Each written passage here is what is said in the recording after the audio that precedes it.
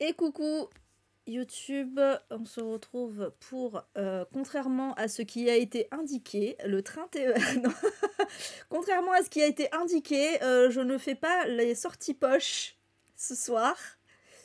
Je fais un bilan lecture, mais cela dit, il me semble avoir annoncé, je ne sais plus quand, avec par erreur, que je faisais un bilan lecture ce dimanche. Bah, au final, c'était pas par erreur. Voilà. J'ai changé mon planning. J'ai changé mon planning, pourquoi? Parce que d'une part, j'ai eu une fin de semaine chargée, que j'étais persuadée que ce soir c'était bilan lecture et que j'avais pas du tout préparé les sorties poche de mars et que j'ai pas eu le temps de les préparer. Et d'autre part, parce que j'étais déjà à 10 livres et là j'ai fini le 11e aujourd'hui. Donc jusqu'à jeudi, c'était un peu long parce qu'il y en a qui se seraient rajoutés par-dessus. Ça aurait fait un trop gros bilan lecture. Il était vraiment temps que j'y passe, hein, j'ai envie de dire. Voilà, donc changement de programme, mais c'est pas très grave. Du coup, je ferai les sorties poche jeudi soir, donc vous les aurez, ouais, vous les aurez un peu tardivement parce que vous les aurez ce week-end, hein, en fait, voilà. Mais bon, moins, ce sera fait. Non, je suis pas en retard sur mes chroniques écrites parce que en fait, je ne chronique que les services presse. C'est un choix que j'ai fait parce que sinon je n'arriverais pas à suivre. Ce serait impossible, je lis trop de livres. Je lis une quinzaine de livres par mois, j'ai pas le temps d'écrire 15 chroniques en fait. Voilà. Donc je ne chronique que les services presse. C'est pour ça. Voilà. Et là, le dernier service presse que j'ai lu, c'est le tien en fait, hein, finalement. Et là, je suis en train d'en lire un qui est un graphique. Il va vite être fini. Qui me hype pas plus que ça, mais bon, il va vite être fini. Et le prochain, ce sera soit obsolète, soit une mère parfaite, une maman parfaite. Je sais jamais le titre. Bref, voilà. Ouais, toi aussi, Rose. Ouais, je préfère faire des chroniques complètes sur Twitch. Ouais, non, bah j'en ai moins reçu. Bah, j'ai perdu des partenariats, on va pas se mentir. Hein. Alors, d'une, j'ai perdu des partenariats. De deux, j'ai des partenariats qui ne sortent pas ou plus de livres, genre Keyworld, Matin Calme, disparu Matin Calme. Atelier décaillé, ils en sortent beaucoup moins. Mais j'en ai à lire, hein, deux. J'ai le deuxième tome là, du cycle d'Imjin à lire, mais je le garde pour Lison l'Asie. Je sais que eux ils sont pas chiants, hein, ils sont vraiment pas chiants là-dessus. Et des crescenzo aussi, c'est pareil. Bah, des crescenzo, il faut aller les réclamer, les trucs. Si je les réclame pas, je les reçois pas. Donc voilà. Donc ouais, au final, il me reste quasiment que les net galets, hein, voilà, en général, ouais, j'en demande genre 2 par mois, en gros, c'est à peu près ça. Bah, Matin Calme, ils sortent plus rien. Ils sortent plus rien, je sais pas ce qu'ils font, je sais pas ce qui se passe. Je sais pas s'il va y avoir un petit déjeuner au quai du Polar, j'en doute fort puisqu'ils ont rien sorti. Ça a fermé, Célinou. Bah, moi c'est ce que je craignais, hein. Depuis un moment, c'est ce que je disais, hein. Coucou, j'espère que tu vas bien. Ça fait un moment que je disais, attention, Matin Calme, à mon avis, c'est mort. Et ça, pour moi, j'ai eu confirmation quand j'ai vu tous leurs livres à Nose. Je me suis dit, ça pue un peu, quoi. Donc, bon, bah voilà. Bah, c'est dommage parce que c'était vachement bien, Matin Calme. Je suis un peu triste là-dessus parce que vraiment, et en plus, ils avaient pas mal de projets et tout. C'est vraiment, vraiment dommage, mais bon, c'est comme ça. Bref. Bon, bref, voilà, du coup, c'est pas tout ça, mais j'allais partir sur un bilan lecture. Donc, du coup, alors, ça y est, j'ai enfin retrouvé le mojo. Donc, il n'y a pas d'abandon pour ce mois de février, pour le moment, en tout cas, j'espère. Même si j'ai eu une lecture pas ouf et que franchement, il y a des moments où j'avais envie d'abandonner, mais après, je me suis dit, ouais, mais enfin, je vous dirai pourquoi plus tard. Mais voilà, en tout cas, sinon, à part ça, j'ai eu que des bonnes lectures. Et dont un gros coup de cœur, un petit coup de cœur aussi. Voilà, donc C'est pas mal, merci. Écoutez, je vous propose d'attaquer de suite, hein, comme d'hab, de la moins bonne lecture jusqu'à la meilleure. Donc le gros coup de cœur, il sera à la fin. Et je commence, ouais, par une, bah, disons une déception en fait, hein, puisque j'aimais beaucoup cet auteur, je l'aime toujours beaucoup d'ailleurs, mais ça l'a pas fait avec Un dernier verre avant la guerre de Denis Lehane. Ça l'a pas fait parce que, bon, c'est le premier tome d'une saga, de la saga Kenji Gennaro. Moi, à la base, je voulais lire Gone Baby Gone parce qu'on m'en a dit que du bien, parce qu'il est très connu, parce qu'il y a eu un film, etc. Bref, je voulais lire celui-ci. Mais voilà, quand j'ai su que c'était un tome 4, je me suis dit, bon, moi j'aime bien, coucou Aurélie, moi j'aime bien commencer par le début, en général, des sagas, et du coup je me suis commandé celui-là, quoi, et voilà, j'ai commencé par le début. Et peut-être que j'aurais pas dû au final. Cet auteur, moi j'en avais lu que 2 de lui avant, mais les 2 j'avais adoré. Shutter Island et son tout dernier, Le Silence.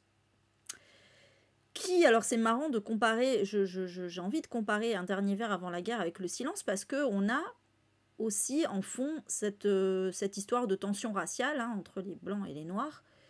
Un de tes préférés, c'est Prière pour la pluie, ok. Donc voilà, on a un peu en fond cette histoire-là. Mais le truc, c'est que Un dernier verre avant la guerre, il date de 1994, et bon, clairement, ça a mal vieilli. Alors, je ne parle pas par rapport aux thématiques du racisme et tout ça, parce que là, bon, ça s'inscrit un peu dans son époque. Mais, même si je vais quand même un petit peu en parler, c'est surtout, je dirais, l'écriture. Moi, après, bon, c'est une traduction, vous allez me dire, mais j'ai trouvé l'écriture très vieillotte. Il y a pas mal de choses qui m'ont dérangée. Bon, déjà, on va dire de quoi ça parle, peut-être. Donc, en fait, on suit Patrick Kenzie. C'est un récit à la première personne. C'est lui qui raconte. Patrick Kenzie, qui est un détective privé, qui va recevoir un appel d'un homme. Alors, je sais plus pourquoi. Bref, il l'appelle pour lui demander de retrouver une femme noire qui apparemment possède des documents compromettants, des documents ultra confidentiels, etc. Et il a peur, voilà, de ce qui va se passer. Et donc Patrick Kenzie, dans sa quête, va être accompagné par Angela Gennaro, qui est donc sa collègue, sur qui il est en kiff. Voilà, qui est battue régulièrement par son mari. Bon, ce sujet-là, autant dire que le sujet des violences conjugales n'est pas très très bien traité non plus, mais bon. Enfin, c'est pas que c'est pas le plus grave, mais c'est, voilà, encore une fois, bon, c'est 94. Mais par contre, voilà, c'est compliqué parce que c'est raconté à la première personne par un mec qui est ultra macho, on va pas se mentir. On a beaucoup de male gaze dans le livre. C'est, voilà, il faut être un homme, il faut être viril, il faut taper sur les autres. C'est vraiment, on est vraiment dans un concentré. Alors en plus, là, vous allez avoir tout le temps des tirs de partout. Ils sont sans arrêt en train de se tirer dessus. On a l'impression d'être dans un western moderne. Ou dans un film d'action des années 90, pour le coup. Bah oui, c'est dans les années 90, mais voilà, on est vraiment là-dedans. C'est très très cliché. Vraiment très très cliché. Ça se tire dessus dans tous les sens. S'il y a un côté en plus humour noir façon tonton flingueur auquel j'adhère pas spécialement. Et je trouve que l'enquête, bah, elle passe vraiment en second plan. Et puis, le problème, c'est qu'il y a la thématique du racisme qui vient au milieu et qui n'aide pas du tout. Denis Lehane, il a un petit problème avec ça, parce que même dans Le Silence, qui date quand même de l'an dernier, donc qui est tout récent, je trouve qu'il considère un peu trop le racisme comme une guerre entre les blancs et les noirs, en fait. Voilà. Mais c'est pas ça en fait. Et le problème, c'est que du coup, lui, il met à égalité, voilà, il considère que c'est un conflit entre les deux, et du coup, il met à égalité un crime d'un blanc contre un noir et un crime d'un noir contre un blanc. Sauf que les circonstances sont totalement différentes en fait. C'est pas la même chose. Et il a du mal à, je sais pas, il a du mal à se rappeler qu'à la base, il y a quand même l'esclavage, il y a quand même plein de choses qui font que, ben, on est au-delà d'une simple guerre, en fait. On est au-delà d'un simple conflit. Et du coup, ouais, je crois que c'est compliqué, hein, là-dessus. Et déjà, ça se ressentait un petit peu dans le silence, mais c'était quand même une approche un peu plus moderne. On sent qu'il y a quand même une évolution. Mais là, c'était vraiment... bon, voilà. Du coup... euh, et ouais, et le couple Kenzie Gennaro, ouais, clairement, il est un peu problématique. Clairement, il est un peu problématique parce que on n'a pas l'impression qu'il est amoureux d'elle, on a l'impression qu'il veut juste se la taper en fait. Je sais pas, il n'y a pas d'amour quoi. C'est pas parce que une fois, parce qu'en plus une fois il casse la gueule à son mari parce qu'il la bat, mais c'est tout. Mais après il fait plus rien. Si t'es amoureux d'une femme qui est battue par son mari, fais quelque chose. Je sais pas. Ne laisse pas ça faire quoi. Enfin, c'est pas possible. C'est pas juste casser la gueule au mari une fois quoi. Ce qui n'a rien changé. Enfin, je sais pas. Il y a vraiment, ouais, il y a un problème dans les relations entre les personnages. Il y a un problème dans plein de choses. Et puis l'écriture m'a pas plu. Voilà, franchement, ça partait dans tous les sens. Ça partait trop dans tous les sens. Vraiment, bon, bref, voilà, j'ai vraiment eu du mal. Il y a juste, voilà, coucou Malo. Il y a eu des passages un peu rigolos. Il y a eu des passages un peu intéressants sur, voilà, sur certaines thématiques, on va dire. Ouais, mais là, c'est pas... Oui, mais bien sûr, moi, ça me gêne pas quand il y a des clichés. J'en lis plein des livres avec des clichés. Mais là, je sais pas, je sais pas. C'était trop. Il y avait vraiment... Moi, je passe quand c'est un truc qui va pas, deux trucs qui vont pas, je passe. Et quand le reste me plaît. Mais là, c'était trop. Il y avait trop de choses qui, pour moi, n'allaient pas. Après, c'est mon avis. Attention, encore une fois. Voilà. Après, c'est Denis Léane, reste Denis Léane. Mais voilà. C'est vraiment... Et je pense que du coup, je vais... Alors, je n'abandonne pas l'idée de lire Gone Baby Gone. Mais je pense que je vais directement sauter à Gone Baby Gone. Je ne vais pas lire les tomes 2 et 3, surtout qu'on m'a dit que le tome 3 était pas terrible. Je sais plus lequel c'est, hein, le tome 3. Donc je vais pas me... Je vais pas me faire souffrir. Je vais passer directement à Gone Baby Gone, mais justement, ça sera intéressant. Comme ça, je verrai peut-être l'évolution. Déjà, voilà, il y aura certainement une grosse évolution au niveau de la relation des personnages, entre, voilà, avec à trois tomes d'écart, j'ai envie de dire. Et, et je pense que peut-être, j'espère qu'on sera un petit peu moins dans le boum boum boum toutes les 3 pages, quoi. Voilà, je pense. On verra. Je sais pas du tout en vrai. Je l'ai pas lu. Je sais pas s'il y en a qui ont lu Gone Baby Gone. Mais voilà. Peut-être qu'il y aura plus de fond. C'est vrai que là aussi, ça m'a un petit peu gênée. J'ai trouvé qu'il y avait vraiment un manque de profondeur, quoi. Il y avait des thématiques intéressantes, mais je trouvais qu'elles n'étaient pas assez creusées. Après, voilà, c'est son premier, j'ai envie de dire. Bon, c'est son premier, et voilà. Et après, il a fait des choses meilleures, donc c'est pas très grave. C'est pas très grave en soi, et on verra bien pour Gone Baby Gone, hein. Voilà, alors ça sera pas de suite, je vais pas vous mentir, mais je le lirai. Mais je me passerai des tomes 2 et 3. Clairement. Voilà. Voilà. Mais voilà, mais évidemment, je ne tire absolument pas un trait sur cet auteur, loin de là, hein. Ça peut arriver qu'il y ait un livre qu'on aime moins que les autres, c'est comme ça, hein. Qu'est-ce que vous voulez? On peut pas tout aimer, même mes auteurs préférés, même Amélie Nothomb, même Stephen King, je n'ai pas tout aimé d'eux, donc voilà. Mais ok. Ah ouais, c'est vrai, Clo, bah voilà. Ah ouais, mais après, c'est des ressentis, hein, c'est comme ça. On peut pas adhérer à tout. Ensuite, donc du coup, bah ouais, c'est la seule, en vrai, là, de ma sélection, c'est la seule lecture que j'ai pas aimée. Après, les autres, après, voilà, il y a du bon et du moins bon, mais reste que ça allait quand même. Je sais même plus ce que j'ai mis ensuite. Ah oui, l'une ou l'autre. De Oyinkan Braithwaite, oui, parce que c'était une novella, hein. Il faisait, alors je crois qu'il faisait 100... Il faisait combien? 110 pages, quelque chose. Ah, je l'ai plus là, du coup je l'ai rangé. Il s'est lu très très vite. Il s'est lu très très vite. Euh, et c'était sympathique, mais ça cassait pas trois pattes à un canard. Donc l'histoire, on est à Lagos, donc au Nigeria, c'est un homme, on est pendant le Covid, au premier confinement, un homme va se faire virer de chez lui par sa copine parce qu'il l'a trompée. Et elle découvre qu'il l'a trompée. Elle le vire alors qu'on est en plein confinement et il va trouver refuge chez sa tante. Et le truc, c'est qu'il y a quelqu'un d'autre qui a trouvé refuge chez sa tante. Il s'agit de la maîtresse de son oncle.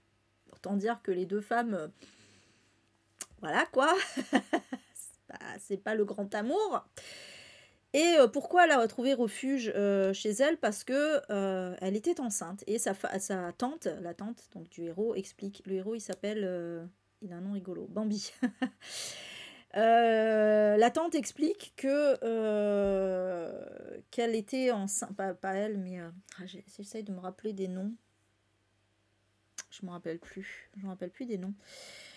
Que donc la maîtresse de son mari était enceinte, mais qu'elle a perdu son bébé, et comme le confinement avait commencé, du coup, bah, elle est restée là. Mais le truc, c'est que la tante aussi a accouché, elle a eu un bébé. Et donc, il y a ce nouveau-né qui est là, sauf que la maîtresse dit que c'est son bébé. Donc, en fait, les deux femmes revendiquent la maternité du bébé. Et bon, évidemment, vous doutez que ça va être compliqué de faire un test de maternité en plein Covid. Du coup, le héros choisit de croire sa tante, parce que, ben voilà quoi, c'est sa tante. Et donc voilà, on va suivre comme ça ce trio un peu improbable. Et on va faire des petites découvertes, des petites révélations, tout ça, voilà. Bon, après, honnêtement, on devine ce qui va se passer. On devine vraiment facilement ce qui va se passer. Bon, il n'y a rien de super original. La dernière phrase du livre m'a fait rire.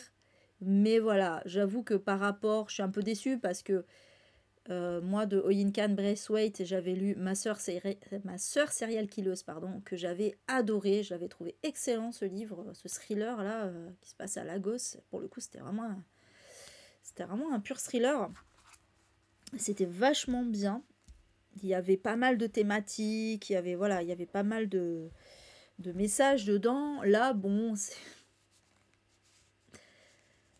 ça reste léger. Alors, il y a un petit peu de féminisme sous-jacent, parce que c'est quand même l'autrice, voilà, mais bon. Il y a quand même aussi pas mal les clichés, hein, bon, voilà, les clichés des Nigérians, en fait, hein. Mais c'était sympathique, mais voilà, sans plus. Je l'aurais lu. Heureusement que je l'ai acheté d'occasion, d'ailleurs, j'avais failli l'acheter neuf. Ensuite, j'ai lu ça vendredi, Rester barbare de Louisa Yousfi, qui est un petit essai très court aussi, sur en fait comment on perçoit, en tant que blanc et blanche, comment on perçoit les personnes racisées, en particulier les Noirs et les Arabes, hein, voilà, c'est clairement ce dont il est question.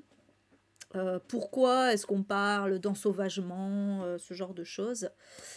Et voilà, Louisa Yousfi va expliquer un petit peu dans cet essai la place en fait des personnes noires et arabes en France, qu'il s'agisse d'inconnus, ben, comme par exemple quand il y a des émeutes, etc., machin, ou qu'il s'agisse de célébrités qui sont parfois justement mises sur un piédestal. Voilà, elle va parler d'ailleurs des rappeurs Booba et PNL. C'était très intéressant ce qui était dit sur eux. Elle va parler des affaires qu'il y a pu y avoir. Elle va parler des émeutes de 2005 aussi d'ailleurs, suite à la mort de Zied et Bouna, là, les deux, le duo qui avait été tué par un transformateur électrique alors qu'il s'était poursuivi par la police. Elle va parler voilà, de d'événements qui ont été médiatisés aussi. Et c'était vraiment intéressant, c'était très intéressant. Après, voilà, je déplore un petit peu que on est plus sur des anecdotes, sur des voilà, que sur des études en fait. Moi, j'avoue que je suis très, voilà, c'est mon côté scientifique peut-être, mais je suis très, j'aime beaucoup lire des essais qui sont très sourcés, voilà, où il y a des études, parce que je trouve que c'est important. C'est pas juste enfin voilà, si on veut argumenter sur des choses, c'est pas juste en disant ouais, moi j'ai connu un tel qui a fait machin, que on va pouvoir argumenter quoi. On s'appuie sur des études, on s'appuie sur. Mais c'était pas mal quand même. Enfin voilà, voilà, c'était un petit essai vraiment sympa sur voilà le soi-disant communautarisme, etc. Euh, elle parle aussi d'œuvres littéraires, comme elle parle de Toni Morrison, par exemple. Euh, voilà, j'en dis pas plus parce que sinon ça sert. Enfin, j'ai envie de dire, comme il est très court, ça servait à rien de le lire. Je vais pas vous dire tout ce qu'elle explique dans son essai. Mais, mais voilà, j'aime bien quand même le constat qui est fait de comment. Et, ah oui, le côté aussi, ce qui m'a bien intéressé, c'est tout le côté de l'hypocrisie de la gauche aussi. L'hypocrisie de la gauche voilà, qui en fait, à l'inverse de la droite et de l'extrême droite qui vont complètement criminaliser les Noirs et les Arabes en mode ils sont tous dangereux, c'est tous des violeurs, etc. La gauche a tendance à les mettre sur un piédestal et à dire oui, non, mais les banlieusards, c'est des anges et tout ça, machin.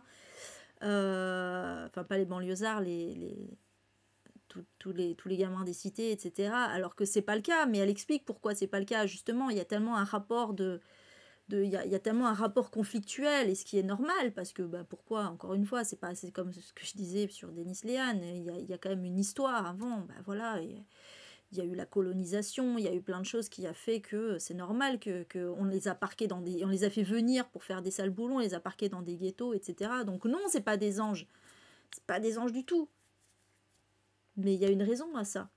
Et d'ailleurs, elle en parle pas mal quand elle analyse un peu les paroles des chansons de Booba, etc. Et comme quoi, voilà, on voit Booba comme un mec un peu teubé, un peu machin, mais pas du tout en fait. Voilà, c'est très intéressant. C'était pas mal du tout. Alors attendez, je reprends un petit peu vos commentaires. Ah, le Covid. Moi, ça me gêne pas quand ça parle du Covid. Après, là, dans l'une ou l'autre, c'était vraiment juste le Covid, c'était vraiment juste une excuse pour le confinement, en fait, pour qu'ils soient confinés ensemble. Parce que à aucun moment, sinon, ça parle. Et le fait aussi qu'ils puissent pas faire de test de maternité, c'était important. Mais voilà, c'est tout. Bref, voilà pour celui-ci. Ensuite, alors, j'ai lu donc le fameux El Famoso, Les Dragons de Jérôme Collin. Voilà, que beaucoup de gens ont adoré, qui parle de l'adolescence. Donc en fait, on suit. Alors, c'est pas une autobiographie, même si le héros s'appelle Jérôme. On suit donc Jérôme, qui est un adolescent de 15 ans, qui a du mal à se faire une place. En fait, il s'entend pas avec ses parents, il s'entend pas avec les autres. Il a l'impression que voilà, il est à part. Et un jour, ses parents vont le mettre dans un établissement psychiatrique, hein, je pense que c'est clairement ça, quoi, avec d'autres adolescents. Et donc, on va découvrir ben, voilà, pourquoi il est là, pourquoi les autres sont là, etc. Et notamment, il va y rencontrer une jeune fille qui a une histoire assez particulières aussi, hein, assez dures. D'ailleurs, tous, ils ont des histoires assez dures, on va pas se mentir. Et du coup, voilà, je sais que beaucoup de gens ont adoré ce livre parce que, effectivement, ça dévoile un peu des vérités sur ce que peut être l'adolescence, qui n'est évidemment une partie de plaisir pour personne. Personne, quasiment personne, je pense, ne se souvient de son adolescence avec, alors peut-être avec une certaine nostalgie pour certaines choses, mais dans l'ensemble, je pense que ça a rarement été une bonne période. Pourquoi? Parce que l'adolescence, c'est un moment où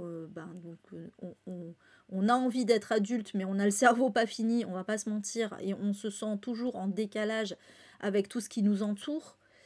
Et on a comme ça une envie de rébellion face au monde entier, et on ne nous comprend pas. Les ados sont des éternels incompris, hein, ça c'est clair. Hein. Et ce livre met bien ça, illustre bien tout ça. Mais Stéphane. Mais voilà, après, moi, j'ai pas rejoint l'engouement général, même si j'ai beaucoup aimé, attention, hein, j'ai beaucoup aimé cette lecture, clairement, voilà, clairement, j'ai été clairement touchée par le récit des vies de certains des personnages dans cette histoire. Juste, je sais pas, je pense que j'ai lu des livres qui m'ont... Je me suis moins sentie impliquée, alors que pourtant, moi, j'ai eu une adolescence de merde. Et j'ai aussi eu des graves problèmes voilà, pendant mon adolescence. Et j'aurais pu me retrouver là-dedans. Mais je sais pas, il y a quelque chose dans le récit du narrateur qui sonnait faux. Je sais pas pourquoi. Il y a quelque chose, je sais pas, j'avais pas l'impression que c'était réaliste la façon dont il racontait les choses. J'avais trop cette impression d'un teen movie, un peu, je sais pas. Franchement, je savais que j'allais galérer pour parler de ce livre parce que j'arrive pas à m'expliquer. J'arrive pas à expliquer mon ressenti sur ce livre. C'est un truc de fou. Mais je sais pas. Il y a quelque chose qui m'a pas touchée parce que je j'arrivais pas à être en empathie avec le narrateur. Je crois que c'est ça. Le fait en plus qu'il soit en kiff sur une autre adolescente, mais on a l'impression qu'en fait c'est juste parce qu'il est amoureux d'elle qu'il veut l'aider et pas par pure empathie. Ça m'a gênée. C'est très bizarre. Il y a vraiment des trucs que j'explique pas. Ouais, peut-être Odeya, peut-être. Peut-être. J'arrivais pas à être en empathie avec lui en fait. Moi, il m'a fait le autant les récits des autres adolescents m'ont touché, autant lui, il m'a fait vraiment l'impression d'être juste un gamin capricieux en fait. J'arrivais pas à voir quel était le problème avec lui en fait. C'est horrible à dire, mais je pense que c'est ça. Ouais, j'ai pas eu d'attachement. Voilà. J'ai pas eu d'attachement au narrateur. Je pense que c'est ça. Peut-être Stéphane, c'est pas moi qui vais te contredire là-dessus. Mais je sais pas. Il m'a trop fait l'effet, ouais, il m'a trop fait l'effet d'un gamin capricieux et, et, et du coup, en plus, ça m'énervait parce que quand il parlait des récits des autres, on avait l'impression qu'il minimisait le truc limite, quoi. Alors que non, c'était évidemment pas le but, mais je sais pas, il y avait un espèce de décalage. Je sais pas comment dire. Mais voilà, après, bon, en dehors de ça, après, c'est un ressenti qui est personnel, qui est un peu viscéral, etc. Et voilà, mais en dehors de ça, c'était une très belle histoire et c'était très touchant et ça met en exergue pas mal de thématiques et notamment, évidemment, voilà, le décalage des adolescents, le fait que les adolescents soient mal dans leur peau d'une façon générale. Et finalement, il a beau être un gamin capricieux, enfin ou pas d'ailleurs, on peut comprendre son malaise aussi du simple fait d'être un ado. Donc voilà, je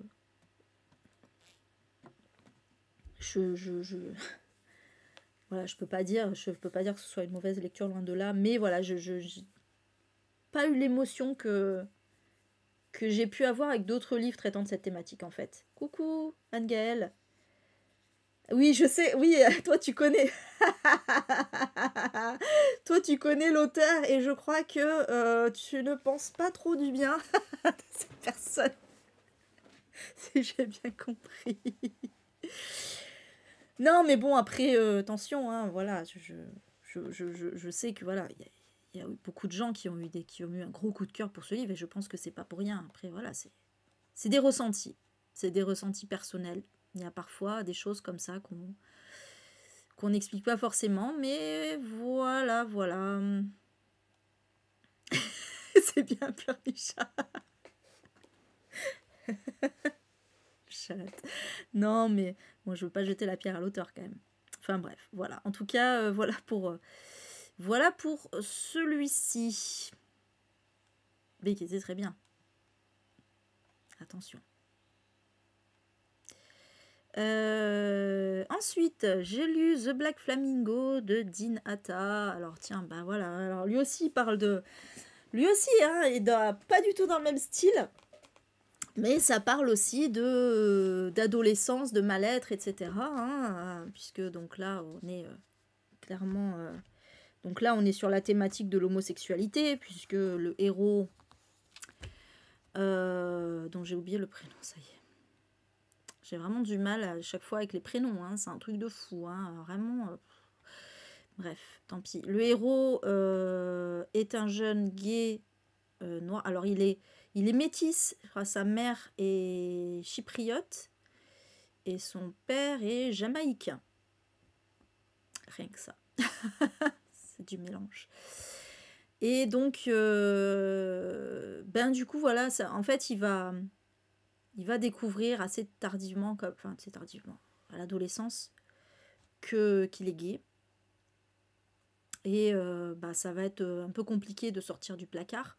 Donc on va nous raconter toute son histoire par rapport à ça, avec pas mal d'autres thématiques. Hein. Vraiment, on est vraiment aussi sur les difficultés. Alors on va parler aussi d'écoles privées, etc. Il va y avoir pas mal de choses. Et en fait, c'est la particularité de ce livre, c'est que c'est raconté en prose, enfin en poésie, en vers qui ne rime pas, je sais plus comment ça s'appelle. En prose. Voilà, mais en vers. Et il va y avoir aussi des petits extraits de lettres, de conversations par texto, etc. qui vont venir ponctuer un peu ce récit. En vers libre, merci, c'est ça. J'avais oublié le nom exact. Merci. En vers libre, exactement. Coucou Jeanne. Attendez, du coup, vous avez pas mal parlé. C'est plutôt un prétentieux, d'accord. Vous avez pas mal parlé. Je veux juste... voilà. Est-ce que quelqu'un retient facilement tous les prénoms? Ah, ou certainement. Certainement. Ah, c'est figé?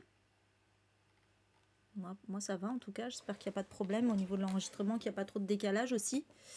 Je pense pas, parce que vous avez répondu très vite en vers libre. Donc, ouais. Oui, c'est traduit de l'anglais. C'est traduit de l'anglais. Et franchement, c'était très touchant. C'était très touchant. Voilà, il y a plein de... Il y a plein de très beaux textes. Il y a plein de très beaux textes. En fait, donc, ce garçon, finalement... va trouver sa voie dans quelque chose, je dis pas quoi, mais vraiment c'était assez émouvant. Mais pour le coup, voilà, j'étais plus émue. J'ai même eu un petit peu, une petite larme sur un des discours de la fin sur le coming out d'ailleurs, c'était très très beau. J'étais plus émue sur celui-là que sur les dragons. Après, ça sera pas un coup de cœur parce que ça reste très gentil, on va pas se mentir, c'est très mignon. C'est même limite plus jeunesse que young adulte, je trouve. Enfin, quoique je disais ça, mais il y a quand même du sexe et tout dedans, donc c'est peut-être pas jeunesse quand même, on va pas se... il y a quand même si c'est pas décrit, il y a quand même des scènes de sexe, donc bon. Mais oui, mais ça reste très gentil. voilà, ça reste très mignonnou. Donc, voilà, on reste en surface sur certains trucs, mais il y a d'autres trucs qui sont... Enfin, en fait, c'est très très bien écrit, et voilà, ça m'a beaucoup plu. Donc, voilà. Et puis, c'était intéressant aussi le rapport avec la famille, parce que du coup, on a les blancs d'un côté, du côté de sa mère, les noirs de l'autre côté. Quand il va à un moment rendre visite à sa famille maternelle à Chypre, c'était intéressant aussi les relations, voilà. Le fait en plus que lui, à un moment, il change de nom de famille, il décide de changer son nom de famille et de prendre le nom de sa mère, parce que le père a quitté la mère en fait. Et il décide de prendre le nom de sa mère qui est blanche en fait, hein, alors qu'il s'entend très bien avec sa famille paternelle. Mais du coup, c'est intéressant un petit peu, voilà, les relations comme ça qu'il peut y avoir par rapport à tout ça. Et voilà, mais c'était très mimes. Voilà, pour celui-ci. Ok, ça va alors, Béa. Si c'est revenu. Ensuite, j'ai lu cet essai. Ouais, c'était le Black History Month, hein, d'où le fait que j'ai lu pas mal de choses, soit écrits par des auteurs autoristes noirs, soit à propos du racisme.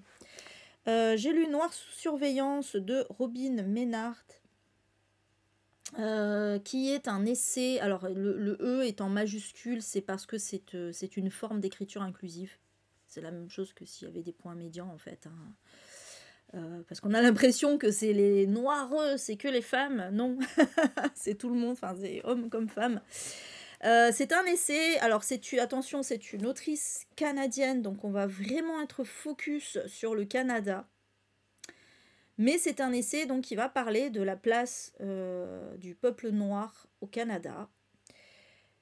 Cela dit, je pense que ça fait écho à aussi bien à l'histoire des États-Unis que même à notre histoire à nous, parce que on a aussi une histoire avec l'esclavage. Et d'ailleurs, elle parle de la France, hein, à un moment.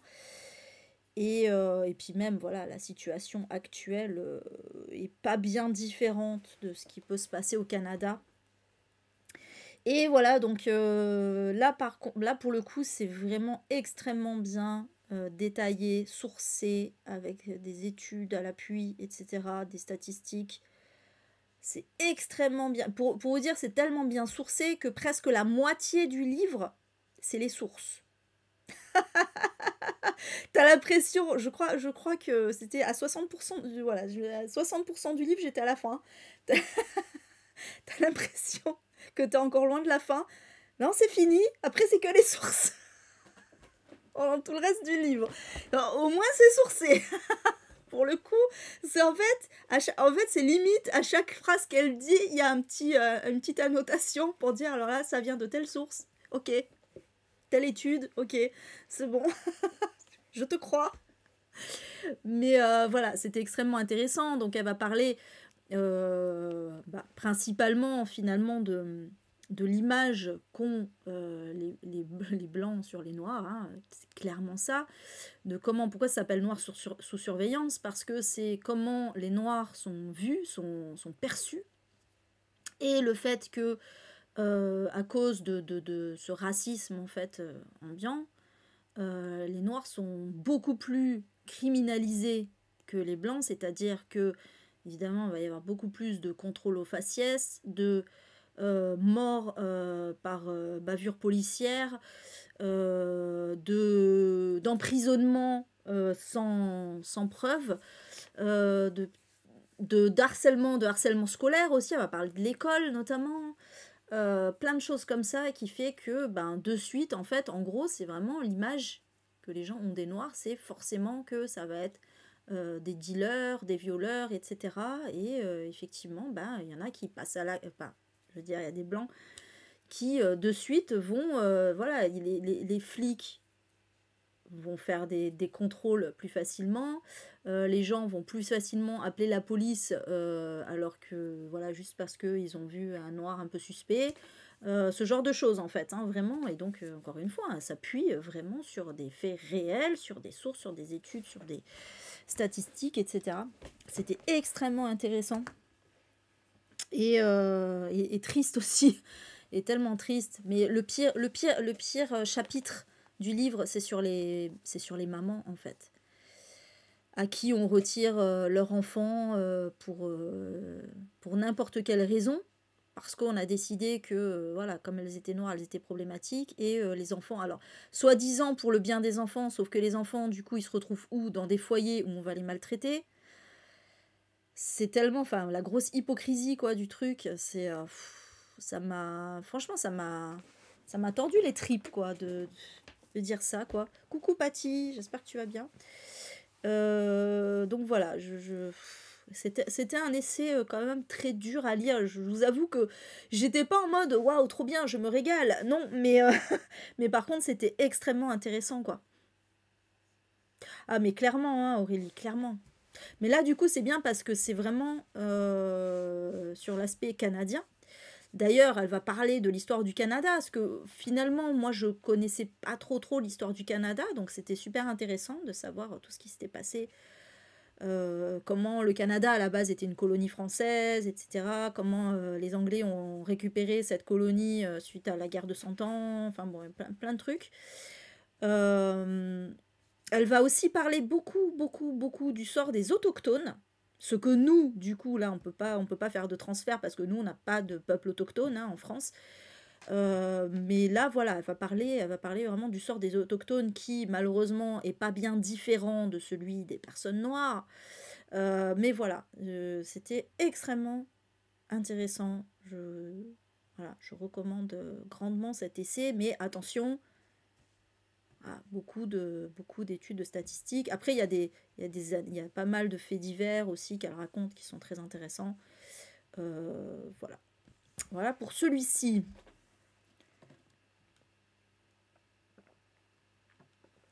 Ensuite, j'ai lu, alors ça, c'était ma lecture. Là, on n'est plus dans le Black History Month du tout.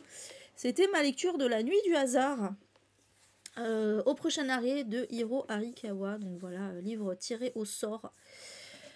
Que j'ai pas lu le soir même, que j'ai lu, mais que j'ai lu, je crois, le lendemain, en fait, hein, au final, puisqu'il était assez court. Donc, Hiro Arikawa, l'autrice de Les Mémoires d'un chat, que vous savez qui est quand même... Qui a remporté la Battle Books, hein, donc qui est officiellement mon livre préféré de tous les temps. Et ouais, la couverture est magnifique. Et du coup, voilà, alors je savais que ça ne serait pas un coup de cœur comme Les Mémoires d'un chat, évidemment, parce que, bon, voilà, je me doutais bien on peut pas faire... La foudre ne tombe pas deux fois au même endroit, voilà, elle ne pouvait pas faire aussi bien, mais c'était quand même très très bien. C'était quand même très très bien. Donc en fait, on va suivre... C'est typiquement japonais. Typiquement japonais. Quand c'est pas dans un café ou dans une bibliothèque ou dans je sais plus quel endroit public, bon là c'est dans un train, ils aiment bien ça, hein, voilà. Donc là on est dans on va vraiment suivre les passagers d'un train. Donc au fur et à mesure des stations. Et en fait, on va passer un peu de l'un à l'autre par le truchement de l'un qui observe un autre, qui va interagir pour X raisons avec un troisième, etc. Et on va les suivre un peu les uns après les autres comme ça. Sur un même trajet, plus ou moins. Hein. Il va y avoir le trajet aller, le trajet retour, en gros. Ah, il faut le lire, c'est Lido. T'as été Ah, t'es contrariée, Jeanne. Bon, j'espère que c'est pas trop grave en tout cas. Et donc en fait, bah voilà, on va nous raconter un petit peu la vie de tous ces personnages. On a deux couples qui vont se former. On a une jeune fille qui est, je crois qu'elle est battue par son copain, ouais c'est ça, qui est battue par son... Alors là pour le coup, la thématique des violences conjugales qui va être plutôt bien traitée, on va dire, sans que ce soit trop dur non plus, parce que ça reste un roman un peu feel good aussi. On a une vieille dame avec sa petite fille, on a un groupe, enfin on a une lycéenne avec son groupe d'amis, On a comme ça, voilà, pas mal de personnages qu'on va suivre. Et c'était très mignon et c'était très intéressant. Il y avait beaucoup de thématiques. Il y avait beaucoup d'empouvoirment, je trouve. Il y a une femme, ah oui, j'ai beaucoup aimé cette histoire-là. Peut-être que c'est mon histoire préférée, même de la femme dont le mari l'a quittée pour une autre fille et qui va. Et la fille, en fait, est tombée enceinte. Enfin, elle l'a pas quitté. À la base, il l'a juste trompée, mais la fille est tombée enceinte et du coup, il a été obligé parce que, ben voilà, elle est enceinte, tu comprends, et donc il a été obligé de la quitter. Et en fait, elle apprend qu'il se marie et elle va au mariage. Je spoile pas, hein, c'est vraiment tout début du truc parce qu'en fait, on va raconter après la suite de tout ça, mais elle va au mariage. Elle exige d'être invitée au mariage et elle va au mariage avec une robe de mariée, en fait. Ce qui ne se fait pas du tout, évidemment. Et c'est assez drôle en fait, voilà, tout ce qui se dit sur cette histoire, j'ai pas mal rigolé quand même, on va pas se mentir. Et, ouais, il y a beaucoup de trucs un peu empouvoirants dans le sens résilience, voilà, pas mal de choses sur la résilience et sur des choses comme ça, sur l'amour aussi, hein, beaucoup. Mais voilà, c'est très mignon. Oui, Rose, bonne question, effectivement. Oui, le fait que ça se passe dans un train, effectivement, il y a pas mal de choses qui se passent par rapport à ça. Par exemple, à un moment, ça m'a fait rire aussi. Ce qui est très intéressant, c'est qu'on voit un peu les coutumes culturelles japonaises, quoi, qui sont pas les mêmes que nous. Et par exemple, à un moment, il y a un groupe de femmes adultes, mais genre, je sais plus, à la quarantaine, quoi qui sont assez bavardes et bruyantes dans le train. Mais on sent qu'elles sont un peu élitistes, en fait, hein, qu'elles se la racontent un petit peu, elles ont des trucs de marque et tout ça. Et à un moment, en fait, elles appellent une de leurs copines qui arrive. Et elle dit: «Ah, regarde, on t'a gardé une place et tout ça, machin.» Et à un moment, en fait, il y a une jeune fille qui va pour s'asseoir à la dite place gardée. Et il y a une des femmes qui fout son sac sous son cul en mode: «Non, t'assois pas là.» Et en fait, ce geste va choquer absolument tout le wagon. Ça m'a trop fait rire parce que je me dis, putain, mais en vrai, nous, on n'est pas choqués de voir quelqu'un. Alors oui, évidemment, mettre un sac sous les fesses, c'est pas cool. Mais par contre, ils vont surtout s'offusquer du fait qu'elle garde une place, alors que ben non, en fait, c'est le premier qui s'assoit qui a la place, quoi. En fait, tu peux pas, ça se fait pas de garder. Ils vont tout expliquer tout un truc comme ça, comme quoi ça se fait pas de garder une place dans le train. J'étais là, ah d'accord, ok. Putain, nous, on a rien à battre, hein. Mais voilà. Ah mince, Jeanne. Ouah, ok, d'accord. C'est pas cool. J'espère que ça va s'arranger du coup. Bah oui, je comprends, ouais. J'espère que ça va s'arranger. Donc voilà, on apprend un petit peu. Il y a d'autres choses comme ça, hein. Il y a d'autres choses aussi qu'on apprend qui sont vraiment typiquement japonaises, qui nous ne nous viendraient pas à l'esprit. Et voilà, il y a plein de trucs qui interviennent par rapport au train, en fait, hein. Évidemment, le train a une place importante là-dedans. Et voilà, j'ai beaucoup aimé ce livre. Vraiment, j'ai beaucoup aimé. C'était... Ouais, c'était un petit vent de fraîcheur. Voilà, c'était un petit vent de fraîcheur. Il y a... Alors oui, il y a des trucs qui paraissent un peu abusés de notre œil occidental. Mais malgré tout, ça reste... J'ai trouvé que ça restait quand même très bienveillant dans l'ensemble. Et voilà, c'était vraiment sympa. Une excellente lecture. Ensuite, alors j'ai lu aussi, j'ai écouté en audio, très précisément, Tout ce qui est à toi brûlera de Wildin. Qu'on m'avait recommandé depuis... Excusez-moi, 2 secondes, je me mouche.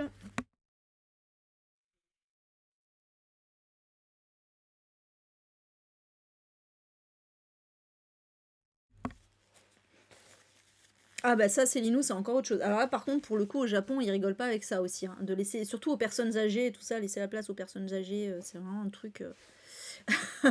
Donc oui, je comprends, Célinou, clairement.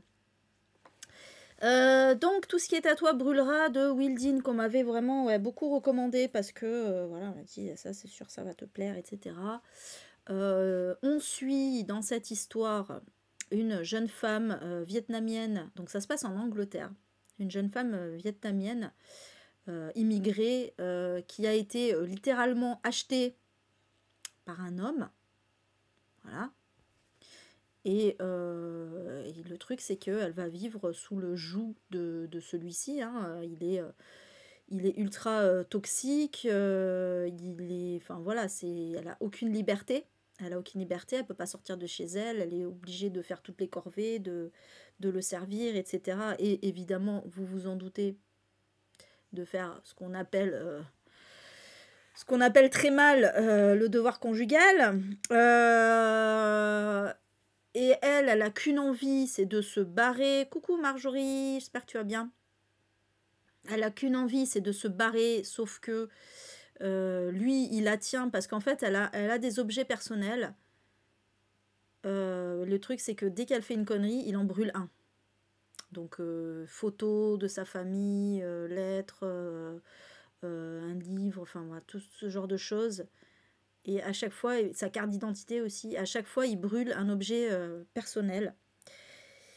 Et donc voilà, plus ça va. Et en plus, il va, comme dans Misery, il va lui péter la cheville pour qu'elle évite de partir en courant, quoi.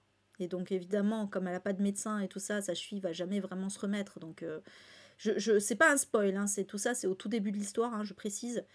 Donc du coup, voilà, il devient compliqué. Et jusqu'à ce qu'un jour, il y ait une femme qui se pointe. Et j'en dis pas plus. Et je m'arrêterai là. Franchement, en vrai, j'avais peur au début. J'avais un peu peur au début parce que je me disais, ouais, bon, ok, c'est intéressant, mais si c'est juste une meuf qui est séquestrée tout le long et que, voilà, qu'on voit juste un truc toxique, ça va vite me saouler. Voilà, si c'est pour voir un truc genre torture porn limite, ça va me saouler. C'est pas, voilà, c'est pas mon kiff. Mais je me suis dit, ouais, mais si on te l'a recommandé, c'est qu'il y a quand même quelque chose derrière. Et effectivement, après, il y a des, il y a des thématiques qui vont arriver, il y a d'autres choses, il y a des rebondissements qui vont arriver. Il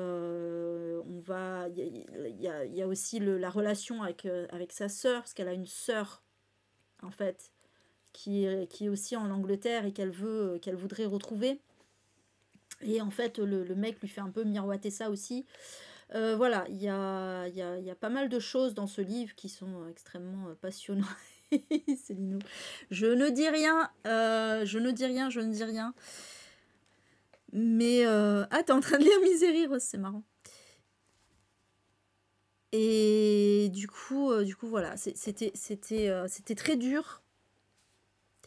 Et en même temps, moi j'ai trouvé que ça restait, enfin, pas subtil, c'est pas le mot, mais que justement on n'était pas dans du torture porn. Alors, je répète encore au cas où, hein, torture porn, ça n'a rien à voir avec le porno, hein, c'est porn dans le sens exagéré.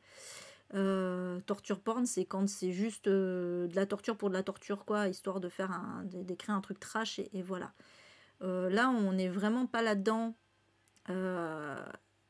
Là, on est dans quelque chose qui est réaliste, en fait. Je trouve que c'est vraiment écrit de façon assez réaliste. Voilà, le mec est un salaud fini, c'est un redneck en plus. Enfin, même si on est en Angleterre, on peut pas en parler de redneck, mais c'est un gros beauf, quoi. Voilà, il est littéralement horrible. Mais je veux dire, voilà, on n'assiste pas à des scènes où il va la violer brutalement, machin. Enfin, vous voyez ce que je veux dire. Il y a pas, le but, c'est pas d'en rajouter dans la dégueulasserie, quoi, en fait. Hein. C'est juste de montrer quelque chose qui est certainement une réalité, malheureusement, pour beaucoup de femmes immigrées, que ce soit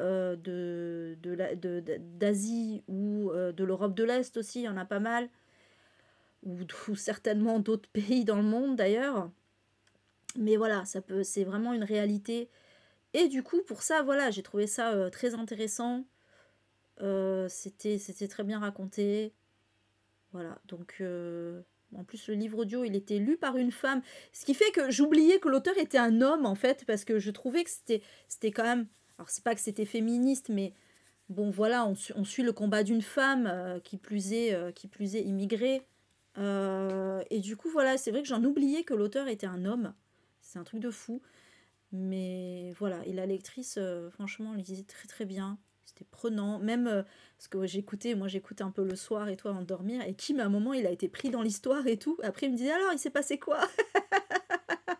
Il était vite à fond dans le truc. C'était rigolo. Mais voilà. Voilà, voilà. Donc, encore une excellente lecture. Alors, pas un coup de cœur parce que je pense qu'il m'aurait fallu peut-être je sais pas, quelque chose d'un peu plus poussé, d'un peu plus profond, d'un peu plus peut-être un peu plus d'historique, je sais pas comment dire, il m'a manqué quand même un petit quelque chose pour que ce soit un coup de cœur. Voilà. Peut-être un peu trop banal entre guillemets, même si c'est horrible de dire ça pour une histoire comme ça, mais voilà. Ah oui, complètement Odeya. D'Afrique, c'est évident. C'est évident. Bah oui, j'avais lu une histoire, c'était un témoignage d'une esclave moderne, Salimassi, qui avait été envoyée effectivement. Alors elle venait d'où déjà? Euh, C'était un pays d'Afrique noire, mais je sais plus lequel. Ça m'énerve. D'Éthiopie ou de Somalie? De Somalie, je crois. Non, c'était de Somalie.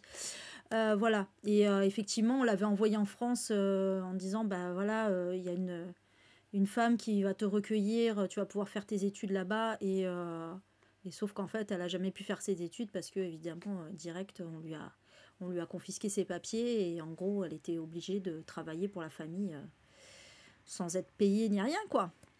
Voilà, voilà. C'est magnifique. Ouais, c'est ça. C'est peut-être ça aussi, Marjorie. On lit tellement de livres de psychopathes qu'on devient blasé. C'est horrible à dire, mais voilà. Ah, ça y est, il y a un décalage, j'ai l'impression. Ah putain. Ça, c'est parce que j'enregistre. Allez, je vais accélérer un peu, surtout qu'on arrive dans vraiment mes meilleures lectures. J'ai lu aussi Death Game de je sais plus qui, parce que parce que je ne vois pas les noms des auteurs. Alors attendez 2 secondes, excusez-moi. Je connais pas les auteurs par cœur. Parce que le problème, j'ai ce problème avec tous les graphiques, parce que les graphiques, tu les lis tellement rapidement que tu t'imprègnes pas du nom de l'auteur, c'est un truc de fou. Il est où? Il est là. Qui est donc un manhwa, donc un manga coréen en fait, hein, et qui est un webtoon à la base. Donc les webtoons, c'est pas forcément coréen, hein, mais ce sont des petites bandes dessinées qui sont publiées sur le web d'abord. Et donc certains, ceux qui marchent le plus, sont parfois édités en version papier. Et là, c'est le cas, et il faut savoir aussi que c'est sorti avant même la sortie du manhwa en papier. Ça a été adapté en série, en drama, et c'est sur Netflix, si je ne me trompe pas d'ailleurs. Je sais plus. Non, c'est sur Netflix ou sur Amazon Prime. Je crois que c'est sur Amazon Prime. Donc c'est de Oni-chan et Lee Won-sik, voilà, pour les auteurs. Et en fait, franchement, j'ai adoré ce premier tome, puisque, ah là, je sens qu'il va y avoir un gros décalage, j'espère que ça va aller, puisque donc on suit un jeune homme, il a la trentaine je crois, qui a un peu tout foiré dans sa vie. Voilà, là il est vraiment à un moment de sa vie, il s'est fait virer, il a perdu sa copine, enfin bref, il est vraiment au plus bas. Il ne peut venir que du sujet uniquement, fût-il tragique. Ah oui, non, mais c'est clair, on est d'accord, Stéphane. Il n'y a pas que le sujet hein, qui doit créer une émotion, effectivement. Tout à fait, tout à fait. Je suis assez d'accord. Je suis tout à fait d'accord. Il y a des livres que j'ai lus, test. Ah, ouais, merci pour le test, Odéa. Il y a des livres que j'ai lus qui étaient, ouais, voilà, de la torture tout le long, et ça m'a procuré aucune émotion, hein, c'est clairement. Donc là, dans cette histoire, voilà, on va suivre ce héros. Alors évidemment, j'ai oublié son nom, vous en doutez, qui est 14 secondes. Ah putain, c'est long quand même, 14 secondes. Hein. Là, ça devient long. Bon, on va essayer de faire au plus vite. Qui est au bout de sa vie, c'est le cas de le dire, est tellement au bout de sa vie parce qu'il a tout perdu qu'il envisage de se suicider. Et d'ailleurs, il passe à l'acte. Il va sauter, en fait, d'un immeuble. Et il va se réveiller en pensant qu'il n'est pas mort, alors qu'en fait il est bien mort. Non, c'est bien, tu trouves 14 secondes? Moi je trouve que c'est beaucoup 14 secondes quand même. Et en fait, il va tomber sur une femme, donc il est dans un avion. Voilà, il se réveille, il est dans un avion. Et il se rend compte qu'il n'a pas la même tête. C'est ça le plus important, il n'a pas la même tête, il est dans le corps d'un autre homme, et il va y avoir une femme qui va, donc il est dans un jet privé, et il y a une femme qui va lui dire, en gros, qu'elle est la mort, et qui s'est foutue de sa gueule, et qu'il a cru que c'était trop facile de jouer avec la mort. Et du coup, pour le punir, en fait, elle va lui dire, bah écoute, maintenant, puisque c'est comme ça, je vais te faire, je vais te faire vivre tout le temps la mort, quoi. En gros, à chaque fois, tu vas te réveiller dans le corps de quelqu'un qui va mourir. Voilà. Et tu vas pouvoir sortir de cette boucle que si tu réussis à éviter la mort, tout simplement. Voilà, à éviter la mort du personnage que tu vas incarner, quoi, en gros. Et donc, voilà comment on va commencer un peu les 1000 vies de cet homme. Voilà. Et la première, c'est hyper rapide. Je vous dis juste la première, de toute façon c'est vraiment au début, mais parce que c'est rigolo, parce qu'en fait il est dans un avion, je vous le rappelle, dans un jet privé, et il fait oh non, me dis pas que je vais mourir dans un crash d'avion, je peux pas éviter ça, quoi. Et donc après il se passe des trucs et tout, et en fait à chaque fois il apprend la vie de la personne qu'il incarne. Donc il a comme un petit flash, comme une télé, qui a un écran qui apparaît, qui lui raconte toute la vie, et il découvre qu'il est dans la vie d'un mec qui est ultra connu, mais qui est un peu un connard quand même. Et du coup, voilà, il va se dire, enfin, au fur et à mesure du truc, il va comprendre que, bah non, en fait, il va pas mourir dans un accident d'avion et tout ça, machin. Et il va découvrir que le mec est en couple avec l'actrice dont lui, le héros de base, est super fan, en fait. Il est là, ouah, trop bien, je vais être en couple avec elle et tout ça, machin. Et au moment où il découvre ça, il y a l'avion qui se crache. C'est hyper drôle, je trouve. Bon ben voilà, ça c'est fait. Et voilà, et après, voilà, il va y avoir d'autres trucs comme ça, mais c'est génial. C'est génial parce que c'est drôle et c'est un peu dur aussi, parce qu'il va y avoir, notamment, il va incarner par exemple la vie d'un gamin qui est victime de harcèlement scolaire. C'est très intéressant. Il y a plein de trucs comme ça, et effectivement, ça remet en question beaucoup aussi sa vie à lui, hein, voilà. Et donc, bon, voilà, là, c'est que le premier tome. J'ai trop hâte de lire la suite. Je sais que le drama, c'est un des dramas préférés de Kim. Il a vraiment surkiffé, donc j'aimerais bien voir le drama, mais j'aimerais d'abord lire le manhwa, mais bon, ça va pas être pour tout de suite. On verra bien. Stéphane, t'es con. Voilà. Voilà pour celui-ci. C'était vraiment excellent. Ensuite, j'ai lu Le sang des innocents de S.A. Cosby. Pareil, dans le cadre du Black History Month, j'ai vraiment adoré cette lecture. Voilà, c'est ma découverte d'un auteur donc c'est un auteur noir qui pour le coup est très attaché à la problématique de la lutte contre le racisme, etc. Et là, donc, dans cette histoire, on va suivre, c'est extrêmement intéressant, puisqu'on va suivre un shérif noir dans une petite ville bien blanche, bien du sud des États-Unis. Alors, je ne sais plus exactement où ça se passe, hein, par contre, mais si, en Virginie, je crois. Donc voilà, bien, voilà, où la majorité des gens sont bien racistes. Il y a même une espèce de groupuscule un peu en mode Ku Klux Klan, enfin voilà, qu'il essaye d'ailleurs de démanteler. Et un jour, donc, il va y avoir un forcené, on va dire, qui va rentrer dans une école et buter un prof. Le problème, c'est que le prof c'était un professeur ultra apprécié, voilà, tout le monde l'adorait, et évidemment, c'était un blanc. Et le gars qui l'a tué, c'était un noir, qui était connu alors je crois, pour être un toxicomane, enfin voilà, donc les deux extrêmes, vous voyez, donc évidemment, voilà, ça va être la panique morale, le scandale public, etc. De ça y est, voilà, encore un N-word qui a tué un homme blanc bien sous tout rapport. Tu l'as conseillé sans même l'avoir lu. Ah oui, la colère, j'ai très hâte de le lire celui-ci. Enfin voilà, c'est bien de commencer par un truc comme ça. Sauf que, en fait, donc on va suivre, donc c'est Titus, hein, le shérif noir, qui se retrouve avec cette affaire qui est quand même assez touchy, surtout que, évidemment, d'un côté, il y a tous les blancs qui vont dire « Ah non, mais c'est un shérif noir, il va forcément défendre le... » Oui, j'ai oublié de préciser un truc aussi important. Pardon, j'ai oublié de préciser un truc important dans l'histoire. C'est que donc le mec qui va buter le prof, après se fait buter par les flics, par les collègues du shérif, alors qu'il leur dit « Surtout, ne faites rien. » Je crois qu'il est... Enfin, si, il est armé, mais il est pas menaçant. Et ils vont quand même le buter. Et donc du coup, d'un côté, il va y avoir voilà, les blancs qui vont dire oui, heureusement que les flics l'ont buté, mais lui, comme il est noir, il va forcément le défendre, etc., défendre le tueur. Et d'un autre côté, les noirs qui vont dire t'as tué, voilà, ton équipe a tué un noir, machin, t'es un traître, etc. Enfin voilà, il va vraiment être le cul entre deux chaises comme ça. Donc là, on est vraiment dans la thématique justement du conflit racial, mais là vraiment poussé avec une vraie,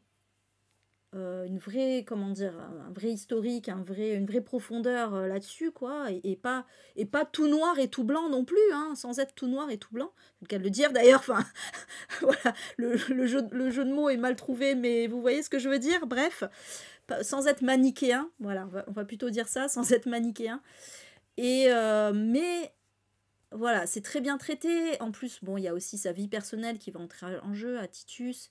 Et en fait, voilà, évidemment, donc il va enquêter sur cette affaire et il va révéler des choses qu'on n'imaginait pas. Et c'était génial. Franchement, c'était génial. Je l'ai vraiment bouffé. Je l'ai bouffé, c'est prenant. On s'ennuie pas 2 secondes, il n'y a pas de longueur. Tout est intéressant. Les dialogues sont intéressants. Enfin. Voilà, j'ai adoré le personnage de Titus, franchement. Voilà, il n'y a pas de male gaze. Malgré le fait qu'il y a un espèce de triangle amoureux hein, aussi, voilà, avec entre sa copine actuelle et son ex, mais c'est très bien traité. Je trouvais que c'était très bien traité. Il y avait beaucoup de choses touchantes dedans. Enfin voilà, c'est le côté. Ah oui, j'ai adoré aussi le côté anticlérical. Ah là là, parce que tout le monde le fait chier avec Dieu par-ci, Dieu par-là, et lui dit non mais c'est pas Dieu en fait, arrêtez avec Dieu quoi en fait, c'était ça j'ai adoré. Ça j'ai adoré parce que c'est très rare, parce que c'est vrai que les Noirs sont, surtout les Noirs américains en l'occurrence, sont souvent très chrétiens, et donc il y a beaucoup, enfin voilà, souvent appel à Dieu pour tout et n'importe quoi, et là putain c'est rare, voilà, de voir un écrivain noir qui, lui, est plutôt contre, alors pas contre la religion en tant que telle, pas contre les croyants, mais contre l'idée de Dieu, en fait. Voilà, ça le saoule vraiment qu'on lui parle de la Bible sans arrêt. Et du coup, ça, j'ai adoré. Hein. Franchement, vraiment, ça faisait du bien aussi. Hein. Voilà, donc excellent livre. Petit coup de cœur, voilà. Moins coup de cœur que celui d'après, mais petit coup de cœur quand même, on va pas se mentir, vraiment. Et j'ai très très hâte, de lire les 2 autres. Et je pense que je pense que j'ai découvert un grand auteur, franchement. Voilà. Voilà pour celui-ci. Et enfin, il faut dire que c'est une autrice chouchou et ça confirme encore, hein, ça confirme encore que c'est une autrice qui, pour moi, est au-dessus du panier. Il s'agit donc de Chimamanda Ngozi Adichie avec L'autre moitié du soleil. que j'ai écouté en audio et que j'ai bien fait parce que ça reste, et d'ailleurs Americana aussi, je l'avais écouté en audio. Ça reste des pavés, ça reste des pavés. Moi, vous savez que voilà, j'ai toujours un peu de mal avec ça. Et voilà, c'est pas qu'il y a des longueurs, mais il y a des fois où voilà, il faut quand même s'accrocher, tout ça. Et là, ça passe crème. En audio, ça passe crème. Et mais quel livre, mais quel grand livre encore. Quel grand livre. Elle est hallucinante, cette autrice, mais vraiment parce qu'en plus, à chaque fois, elle touche à des thématiques différentes. Il y a des auteurs qui sont attachés à certaines thématiques et qui vont un peu toujours parler de la même chose, elle, pas du tout. Si ce n'est que, bien évidemment, ces héros, héroïnes sont nigérians, mais parce que c'est son pays, voilà, et donc c'est un peu logique, mais voilà, là où dans Americana, elle parlait de l'immigration aux États-Unis et donc du fait que les Noirs ne se sentent pas noirs tant qu'ils ne vont pas dans un pays occidental, c'était extrêmement intéressant.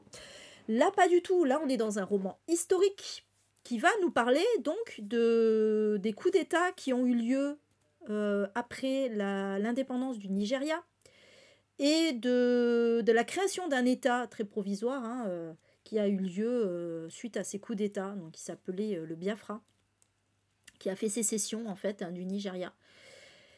Mais là-dedans, en fait, on va suivre, donc très précisément, on va suivre deux sœurs qui sont Olana et Kainene, et qui vont toutes les deux d'ailleurs vivre une histoire d'amour, on va pas se mentir, mais c'est pas une histoire d'amour, attention, on n'est pas dans Marguerite Duras, on n'est pas dans... Enfin voilà, c'est pas au centre du truc, c'est pas au centre du truc, mais ça a son importance. En fait, c'est pas tant la romance qui a l'importance que les couples en eux-mêmes. Puisque Olana, elle va tomber amoureuse d'un homme érudit, en fait, hein, qui d'ailleurs, alors Olana, on la découvre, Olana et Kaenene, en fait, les deux sœurs qui sont un peu quand même les héroïnes de livre, on les découvre pas au début. Au début, on suit Ugu, je crois que c'est Ugu, qui est un adolescent, un jeune adolescent qui va se retrouver à travailler comme boy, on appelle ça des boys, pour un homme noir aussi, hein, mais qui est assez aisé. Et c'est un peu plus tard, donc on va suivre cet homme et ce garçon qui ont une relation très bonne, hein, en vrai, il n'y a pas de... Moi, je m'attendais à ce que genre il soit maltraité et tout, non, pas du tout. Mais par contre, on va suivre un petit peu tous les... Comment dire, les discussions, toutes les discussions un peu politiques que va avoir, donc l'homme s'appelle Odenigbo, et Odenigbo, il va avoir souvent des discussions, là c'est marrant parce que je me rappelle des noms, il va avoir des discussions politiques avec ses amis, etc. Et puis Olana va rentrer en jeu. Parce que voilà, ils vont se rencontrer, Olana et Odenigbo, et tomber amoureux. Et Ugu d'ailleurs va être en fascination devant Olana. Et donc voilà, il y a leur histoire à eux. Et la sœur, d'ailleurs, elles sont jumelles. Elles sont jumelles, mais elles se ressemblent pas. Donc des fausses jumelles a priori. Donc la sœur c'est Kainene, et Kainene elle va tomber amoureuse d'un blanc. Et le personnage de cet homme blanc qui s'appelle Richard, qui est anglais, il va être extrêmement important et intéressant dans l'histoire. Il va pas, on pense que ça va être un peu peut-être un antagoniste parce qu'il est blanc et que voilà, on est dans un pays noir et que c'est la colonie, hein, on rappelle, hein, c'était une ancienne colonie anglaise, le Nigeria, et que justement ça arrive juste après l'indépendance du Nigeria, on le rappelle, donc on se dit bon, mais non, pas du tout, en fait c'est une très bonne personne, Richard, et c'est justement très intéressant de voir comment il se situe par rapport à tout ça. Et voilà, c'était vraiment... Après, voilà, on va nous raconter les coups d'État, on va nous raconter le massacre. Attention, c'est lecture très dure. Lecture super dure. Ça a l'air tout mimes. Au début, franchement, je te là, mais tout est mimes. Il y a des histoires d'amour, tout se passe bien et tout ça. Non, non, non. Non, non, non, c'est pas mimes. Parce qu'après, voilà, en fait, donc, il va y avoir un premier coup d'État. Ils vont mettre un mec Igbo, parce qu'il y a plusieurs tribus. Donc, il y a les Igbo, les Yubara, je crois. Et je sais plus une troisième, mais bon, on va moins entendre parler. Et en gros, c'est plus ou moins les musulmans contre les chrétiens. Et du coup, ils vont mettre un Igbo, qui sont chrétiens, les Igbo, ils vont mettre un Igbo à la tête de l'État du Nigérian pour un peu calmer tout le monde. Sauf que, parce que les Igbo, ils sont un peu ceux qui dominent en fait dans le pays, sauf que dans le nord du pays, les musulmans vont se rebeller et vont buter, il va y avoir un massacre d'Igbo en fait, c'est terrible. Voilà, donc il va y avoir, elle va nous raconter toute cette histoire, mais par le prisme à chaque fois des personnages en fait, c'est ça qui est extrêmement intéressant et prenant, on est vraiment à fond dans le truc. Voilà, et puis le personnage d'Ougou aussi, mais qui va mal tourner à un moment, mais c'est une catastrophe parce qu'il va être enrôlé de force. Enfin bref, voilà, je vous raconte pas tout évidemment, mais c'était passionnant, c'était dur, c'était beau par moments, c'était épique. Et pourtant, vous savez que je suis pas fan des récits de guerre, mais là, on est au-delà, c'est vraiment tous les personnages sont. Il y a au moins 5 personnages principaux qui sont tous ultra intéressants. Et des personnages, et plein de personnages secondaires aussi qui gravitent autour. C'est passionnant. Enfin voilà, on va suivre les rationnements aussi, comment on maintient l'éducation pour les enfants, etc. Enfin plein de trucs, plein de choses. Voilà, donc du coup j'ai...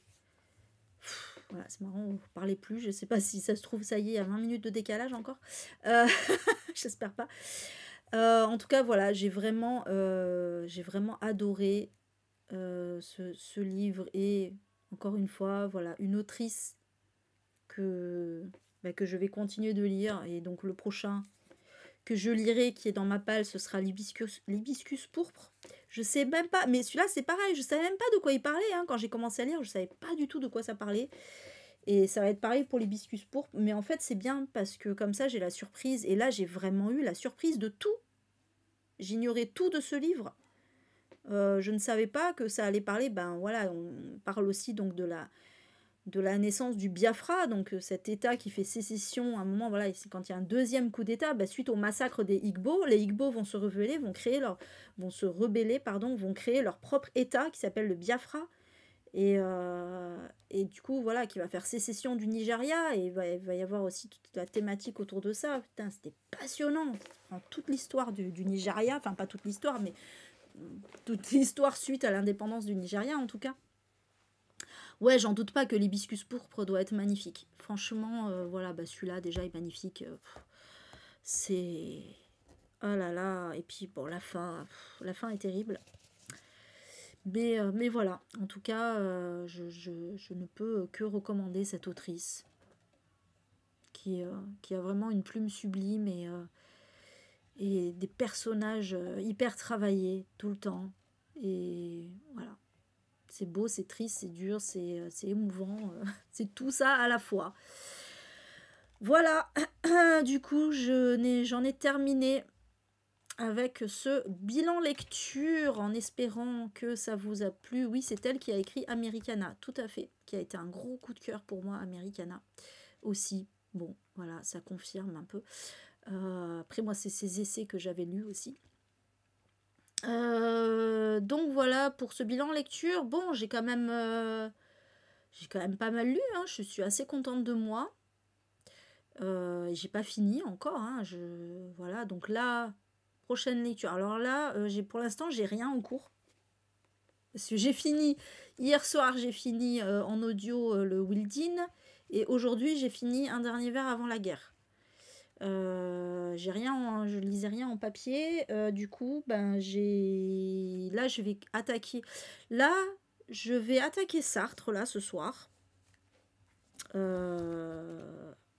Donc l'existentialisme est un humanisme. Là, je vais être dans les essais parce que je vais aussi, je pense, demain. Alors demain, non, d'abord, je vais un Read With Me, le Read With Me de demain, je vais commencer Maïkan de, comment il s'appelle, Michel Jean, j'ai un doute sur le nom de l'auteur, sur les autochtones, hein, au Canada, pardon, au Québec très précisément.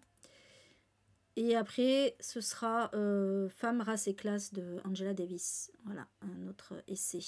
Voilà, donc. Ah oui, en VO, par contre. Je pense qu'il faut s'accrocher en VO, à mon avis. Donc, ouais, Michel Jean. Ouais, bah c'est bon, je me suis pas trompée. Merci, Karine. Donc voilà, pour mes lectures à venir. Ah oui, puis aussi, j'ai eu la chance de trouver, parce que Malo et Séverine m'ont donné envie sur le châtiment de Percival. Comment il s'appelle déjà? J'ai oublié son nom de famille. Percival. Ah, je l'ai pas mis là. Vous allez me le dire avant que je le sorte, mais c'est pas grave. Percival Everett, voilà. Donc voilà, j'ai été hypée par le Percival Everett, mais en fait, je me suis dit, ouais, mais bon, ça me fait chier de l'acheter là. Merci. Non, merci. C'est très gentil, Matt. Je sais pas comment prononcer ton nom. Mais non, ça va pour l'instant. Pas pour l'instant, en tout cas. Merci beaucoup pour ta proposition. Ouais, du coup, voilà. Mais il se trouve, je me suis dit, tiens, comme je sais plus trop quoi lire, quoi écouter en audio, je me suis dit, tiens, je vais regarder sur Audible.